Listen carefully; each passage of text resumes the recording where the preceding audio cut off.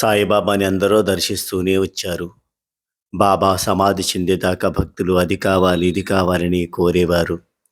ఇంకొందరు ఏకంగా ప్రాణదానాన్నే కోరేవారు. భీమాజీ పాటిల్‌కు క్షయరోగం. నేడో రేపో అనుకుంటున్న సమయంలో సాయి పేరు విని షిరిడీ చేరాడు. అతని జీవిత కాలాన్ని పొడిగించారు సాయి. హైదరాబాద్ చెందిన మాలన్బాయి మరణించింది షిరిడీలోనే. సాయి ఆమెకు తిరిగి ప్రాణం పోశారు. అలాగే హార్దాలో ఒక క్షయరోగి ఉన్నాడు. అతను షిరిడీలోనే మరణించాడు. సాయి అతనిని సజీవుని చేయలేదు.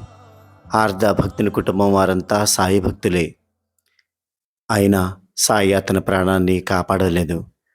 దానికి కారణం సాయి చెబితే గానీ తెలియదు.